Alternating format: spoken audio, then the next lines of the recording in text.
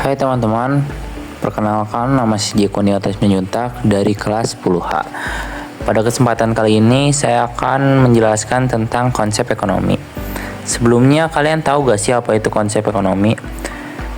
Ekonomi adalah ilmu yang mempelajari cara manusia dan masyarakat mengelola sumber daya yang terbatas untuk memenuhi kebutuhan yang tidak terbatas. Konsep ekonomi membantu kita memahami bagaimana keputusan dibuat terkait produksi, distribusi, dan konsumsi barang serta jasa. Mari kita telusuri konsep-konsep utama dalam ekonomi. Kebutuhan dan keinginan. Kebutuhan.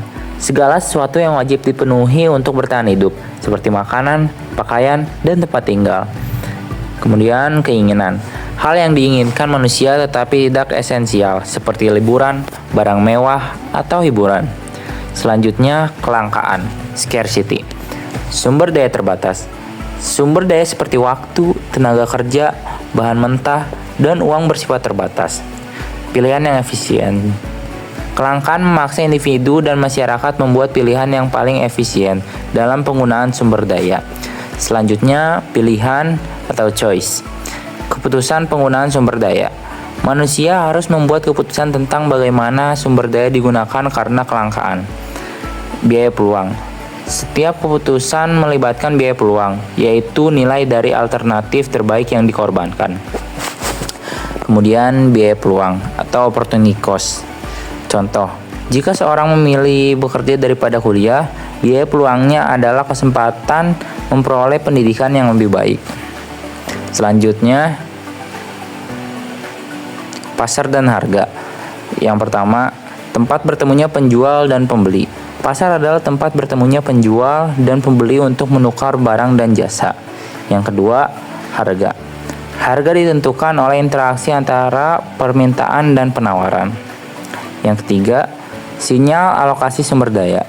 Dalam pasar bebas, harga berfungsi sebagai sinyal untuk mengalokasikan sumber daya. Kemudian, permintaan dan penawaran. Permintaan. Jumlah barang atau jasa yang diinginkan konsumen pada harga tertentu. Penawaran. Jumlah barang atau jasa yang disediakan produsen pada harga tertentu. Harga naik. Ketika permintaan meningkat, sementara penawaran tetap, harga akan naik. Selanjutnya, produktivitas dan efisiensi. Produktivitas. Output yang dihasilkan dalam waktu tertentu dengan input tertentu. Efisiensi. Penggunaan sumber daya secara optimal untuk menghasilkan output maksimal tanpa pemborosan. Kemudian, pembagian kerja dan spesialisasi.